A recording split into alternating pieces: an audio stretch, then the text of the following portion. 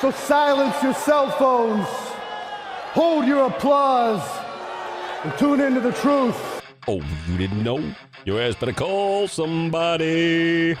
Getting beat up by 9 guys in Syracuse, to me, there's not a whole lot of shame in. From the 315 to the world, this is the Heel to Face podcast. The cream of the crop! Wow, man, freaked out! Follow the show on Twitter and Instagram at Heel to the Face. I said, are you ready? From Armory Square in downtown Syracuse, New York, let's send it now to Dustin, Brandon, and Jared.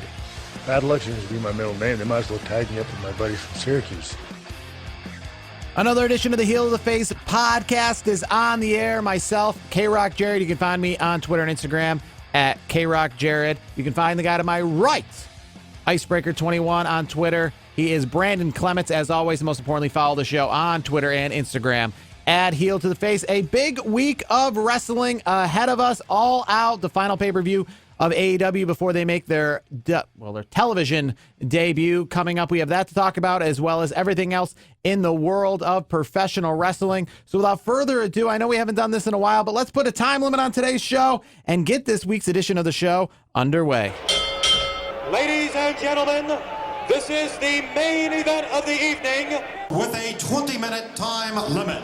So a 20-minute time limit we're going to try to focus on because I don't think there's too much to talk about, but we'll get to AEW in a few minutes. Let's start out with the news. There's conflicting reports that Enzo and Big Cass talking with WWE on maybe being the flagship bearers for their new NXT television product. There's also reports from WWE that they deny talking with Enzo and Cass, but forget whether they're talking to him or not, just the idea thrown out there. Enzo and Cass, NXT, what do you think that? For a fit. I'm okay with NXT. I wouldn't put him on the Raw roster or SmackDown roster at this point, considering everything that went down. I think it's a good way to, repackage. I guess you would say, Enzo and Cass kind of redo the concept, put them down in NXT, and it'd be good to have some faces and names that, the fans are familiar with, WWE, the Raw and SmackDown fans, because not all those fans watch NXT, but they'll be like, oh, yeah, those guys were on Raw and SmackDown. Cool, I'll check it out. Well, yeah, I think this is very similar to when Enzo left WWE. Remember, they made him the face of 205 Live to get some eyeballs on that program as well. So it's a similar idea. This is going to be on television. Enzo and Cass, to be honest with you, I want to put them right back in anyways because they probably could use, I know they've been on the indie scene, but they need to be kind of reintroduced. I mean, for example, Samoa Joe, AJ Styles, all these people have been in professional wrestling before coming to WWE, but a lot of them, outside AJ Styles, go to NXT to get themselves, whether it be reintroduced to the WWE crowd, introduced for the very first time. So, if they were coming back to WWE, they might be brand new characters. They're going to be, similar characters, but brand new, probably a lot of different personas. Last we saw Cass by himself, not doing too well with WWE, especially when it comes to the backstage. Yeah, but would you bring them back as Enzo and Cass? Would you repackage it as somebody else? I think the way to I do would bring it, them back as Enzo and Cass. Okay. I'd bring them back as Enzo and Cass, but it is still being repackaged because in the sense of last time we saw them, Enzo was by himself, Cass was by himself. They weren't by themselves at the same time. It's more like they're reuniting. They're reuniting, so to speak. To be honest with you, they were up on the main roster for maybe a good year and a half. Yes. Before, one went on its own and then one left and got hurt and then come back. So it's not like these guys are WWE mainstays. We always equate NXT to, minor league sports and AAA baseball and all the step below the majors. And that's kind of what you would see in that level. If somebody got called up to the majors, they were up for a year and a half and then they were gone for an extended period of time, whether it be for PED use, whether it be for injury, whether it be for charges, domestic violence, because you can relate a lot of this to Enzo and Cass. They're not gone because they just didn't have anything for them. They were having issues.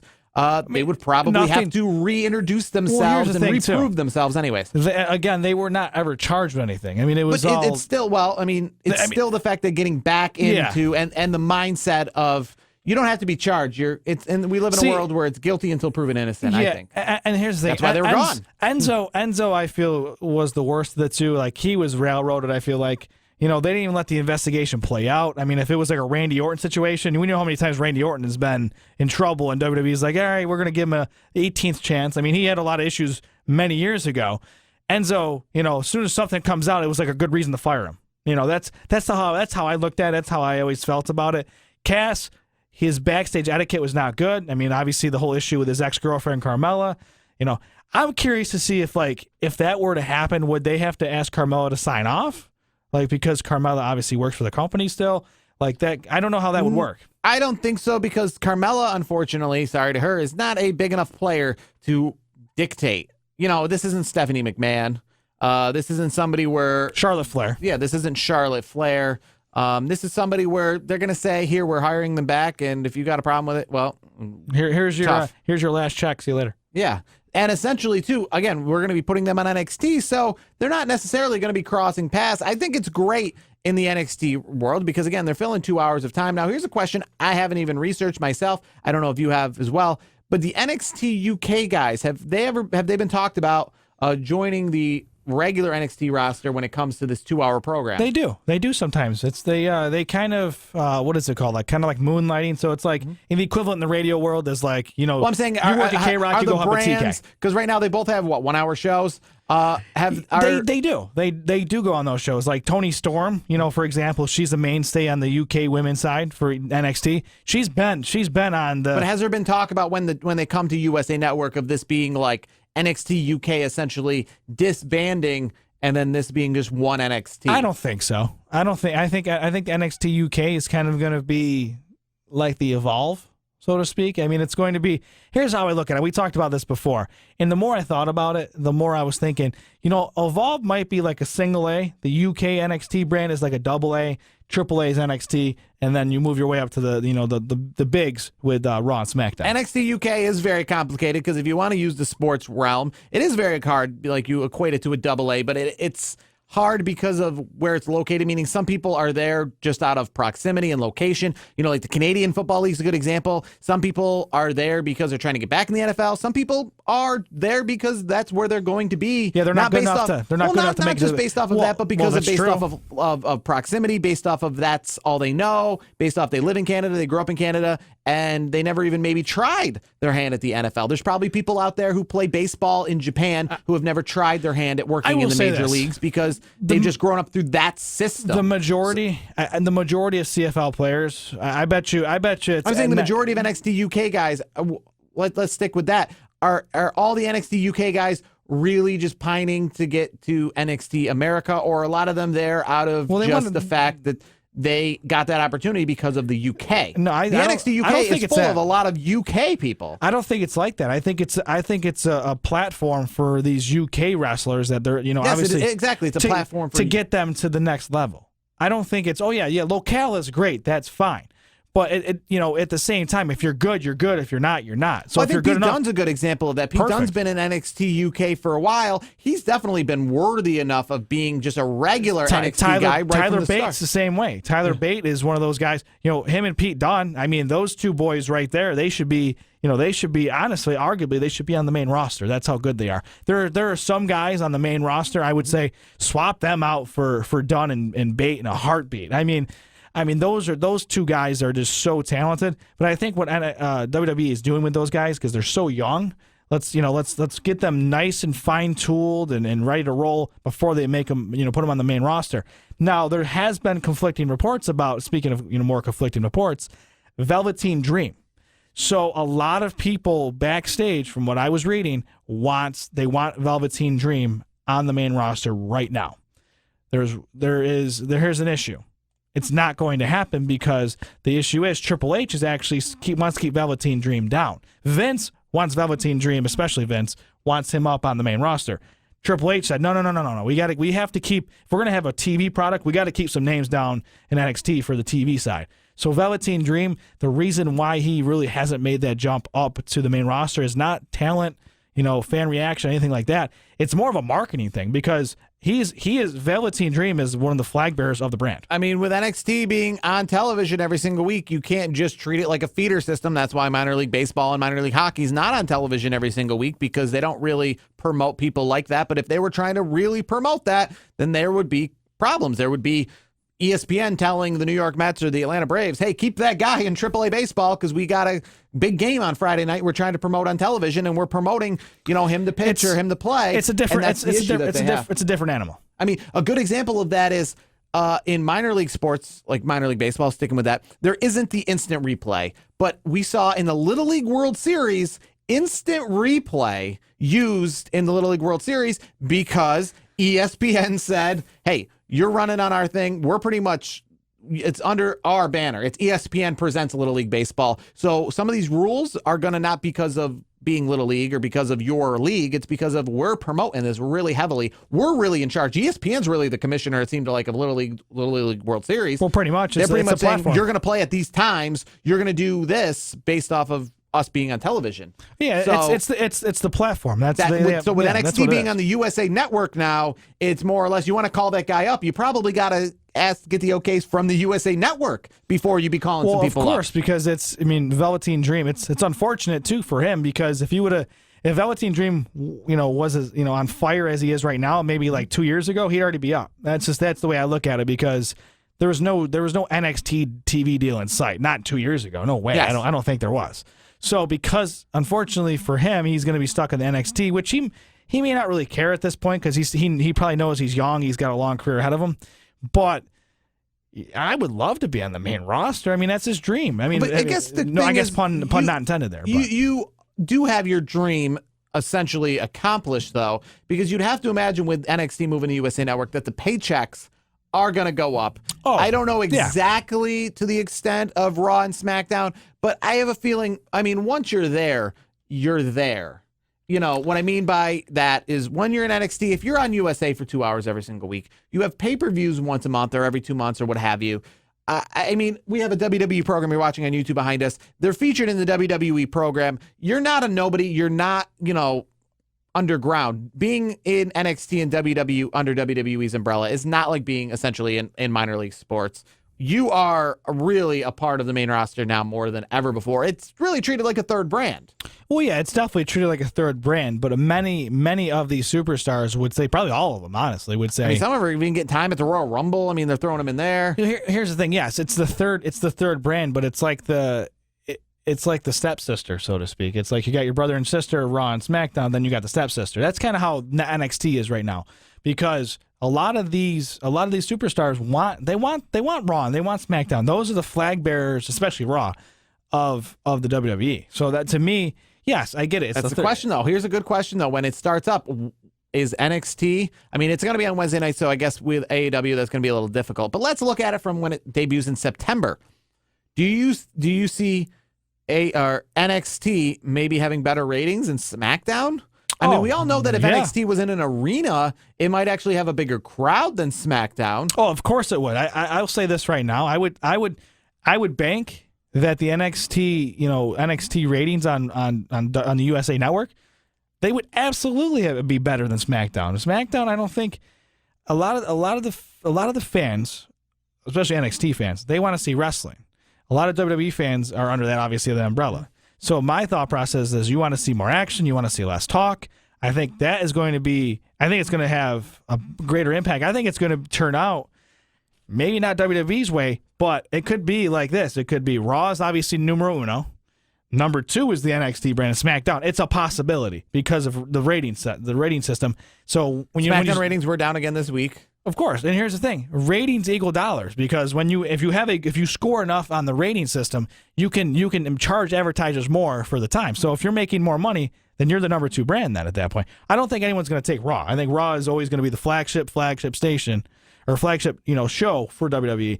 But I don't be surprised. Don't be surprised if NXT makes that move to they're SmackDown. expecting SmackDown to really take charge and maybe even be the flagship once it moves over to Fox on Friday nights. We'll see. So the question I just have for you then, because you say about the guys from NXT like Velveteen Dream making the main roster, is where would you rather be in your career if you're young? Obviously, Chris Jericho's and stuff, they've accomplished it all. They can do what they want. But if you were a young guy like Velveteen Dream and you had 2 offers on the table, you were a free agent, you had AEW, you had NXT, let's say they were the same money, where would you rather be? I'd rather be at NXT because you have the backing of WWE. At the end of the day, WWE is a established brand. I love AEW. I love what they're bringing to the table, but AEW is still in its infancy. WWE has been around for a hell of a long time. So what you're saying is, then Velveteen Dream, while he's not getting called up, it's hard to really feel bad for somebody like Velveteen Dream. He's not going to be living a hard life, even in NXT. No, he's not, because he's probably going to get, if not main roster money, close to, because because NXT is probably going to have really good ratings, which I'm sure he's going to get some sort of share of the ratings and merch and all that stuff. So a guy like Velveteen Dream, Johnny Wrestling, guys like that, they're going to get either equal pay as the main roster or just a smidge below. And you got to think, too, I mean, kind of talking with the NXT UK and the Canadian football and all that, a lot of people would rather be somewhere where they're the headliner than follow below. I mean, there's probably lots of quarterbacks who could be a third or a second string quarterback in the NFL that are the number one in the CFL. There's probably people like Pete Dunne who could be somewhere in the middle of the pack on Monday Night Raw, but he could be the headliner of NXT UK. Of course. So you have to think that as well. Velveteen Dream, I mean, you say, would he rather be on the main roster? Maybe with this USA move, he's maybe not want to be on the main roster because he's about to be the face of a bunch of posters of a show versus moving over to SmackDown where he might not be on the cups, the programs, etc. To continue my point, if Velveteen Dream is, if he becomes the quote-unquote flag bearer of NXT, and then NXT becomes the number 2 brand, that's good for him. That means he's probably gonna make big bucks then. If he's gonna be the part of the reason why the ratings are up and this and that, he may not even care. Honestly, he could be like, you know what? NXT, for a long time was considered like the third brand, like the WWE alternative, so to speak. But guess what? I just helped to build into the number 2 show for WWE programming. So that, to me, that could mean a lot to some of these guys like Velveteen Dream. Moving away from WWE, All Out this weekend for AEW. Their first foray into TNT will take place this weekend. It'll be Friday night, 10 o'clock, a 1-hour preview show for the All Out pay-per-view event on TNT. That'll be their first chance to be on national television. Tony Schiavone, he's currently signed with AEW, but the rumors are that he was not, and he has said himself, he's not going to be part of the broadcast team. He's going to be more or less what Paul Heyman and Eric Bischoff are on WWE's realm. He's going to be a producer. So the broadcast team for AEW for now looks like it's going to stay the same. Last week we talked just before the news broke about Jon Moxley being out of the pay-per-view. He is indeed out for the All Out pay-per-view. We talked before. He looks like he's got an elbow infection he got while he was in Japan. There is no timetable. Before we talk about the card itself, you have CM Punk being a part of the StarCast. He's come out and he teased some promos about, will I be Phil? Will I be CM? Well, do you see outside of his little, appearance, do you see him making any sort of impact on the card itself, or do you see him staying completely away from that? I think he's going to stay away. I get the appeal, home, so to speak. I mean, he's had these little teasers, but I think CM Punk, when he says something, he means it. That's one thing I will give him credit for. He stood by his guns. He said he doesn't want to, be in WWE, and they've contacted him, and he doesn't want to do it. If he doesn't want to wrestle, he makes enough money in other avenues. Why did he need to wrestle? Does he though? I don't even know what his current revenue. I mean, I could tell you a couple of years ago, but the UFC thing is flaked out. Yeah, he's making enough money though because he's still a name. He's still a draw, so he can go to these Comic-Cons and make some money. True. Is he going to make the level money that he would be getting maybe at AEW? A steady paycheck? No. Versus going to Comic-Cons and stuff like that. A lot of these guys, a lot of these, especially former wrestlers, they go to these Comic-Cons and they do so many, Comic-Cons every weekend or, every so often. And guess what? They're making some money. Mm-hmm. I mean, it's not like they're making, WWE full Roman Reigns kind of money, but they're making some good coin. Some better than others. I mean, some have to do it. Obviously, we know the Virgils of the world and everybody like that necessarily would prefer to be under a contract and have to be making a few bucks here or there. But the AEW pay-per-view, the final one before they make their television debut in October. So no AEW essentially through September. So that means hopefully not a lot of guys go out and get hurt in that month without television.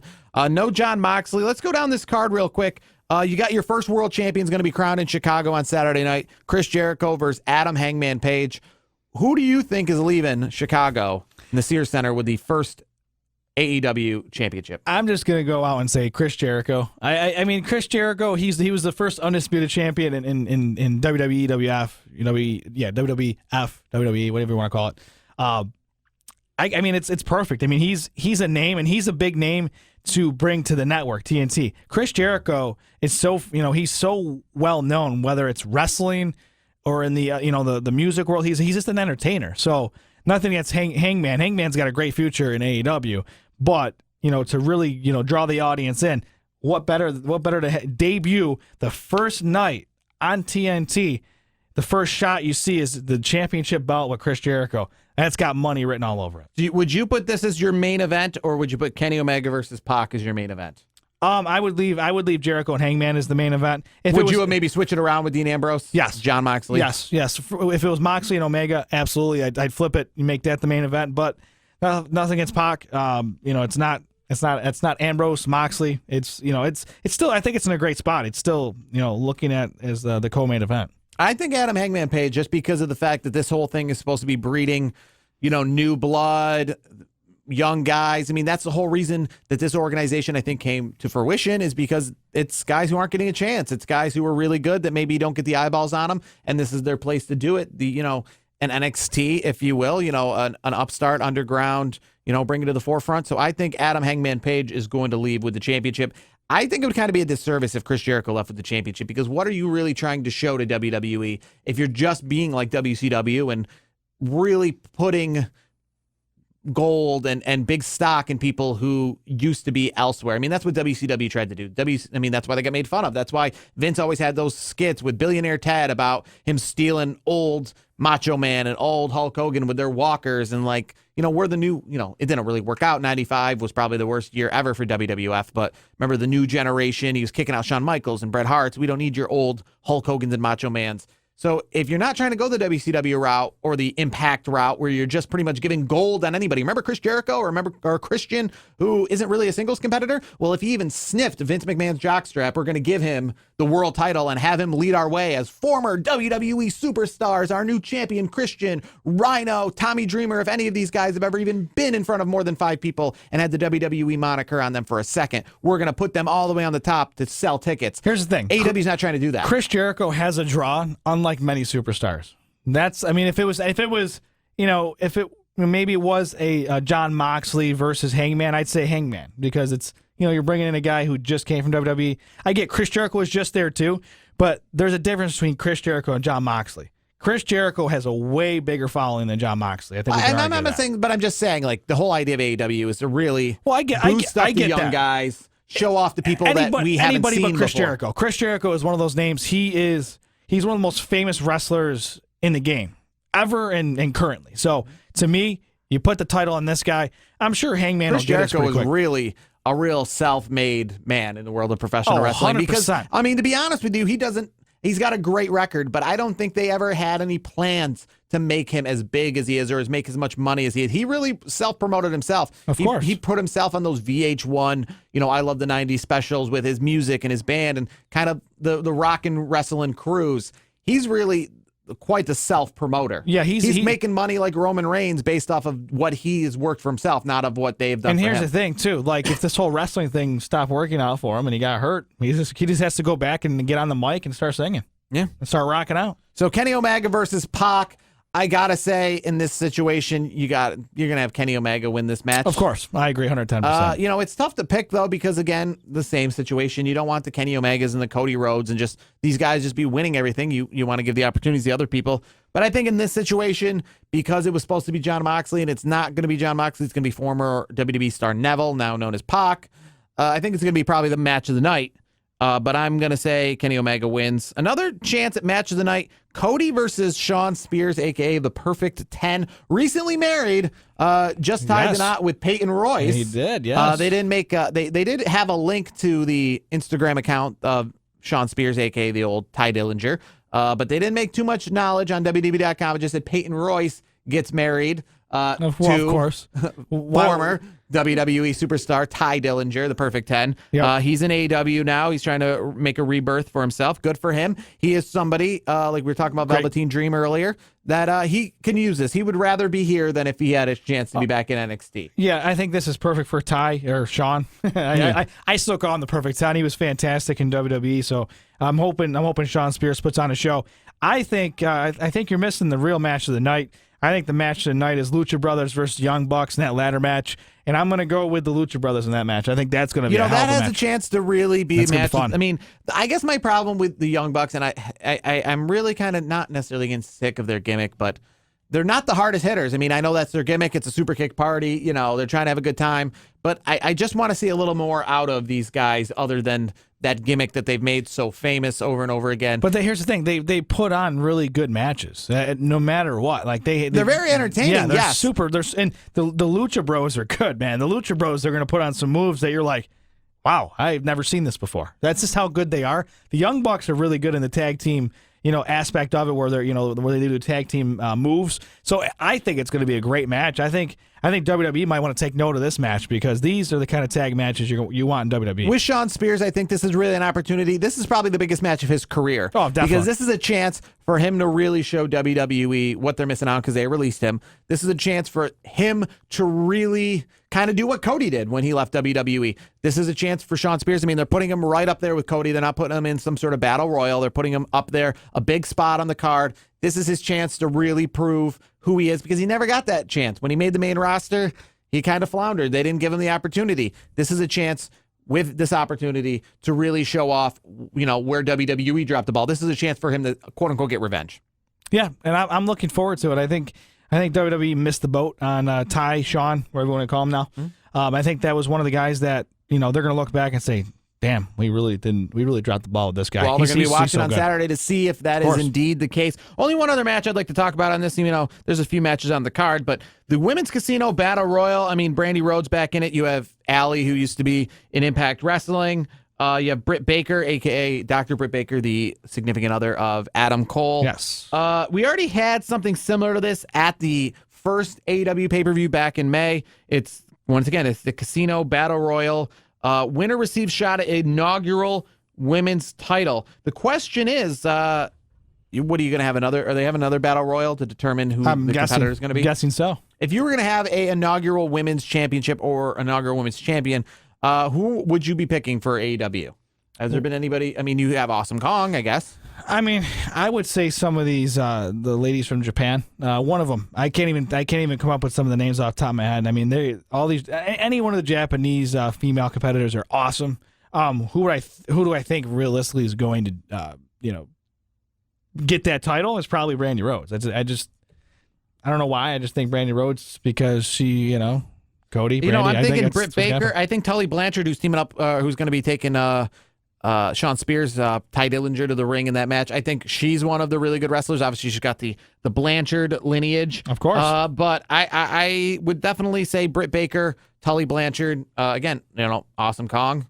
I mean, you could put it on her as well. And maybe that's why I don't see her in this match. Maybe that they're saving her. I mean, you got Jazz. Remember the return to the wrestling world of Jazz. This is her opportunity to show that she still got it. Everyone saw Trish Stratus and Mickie James recently to say you still got it, and this is a chance for Jazz to show that she still has it. We'll see.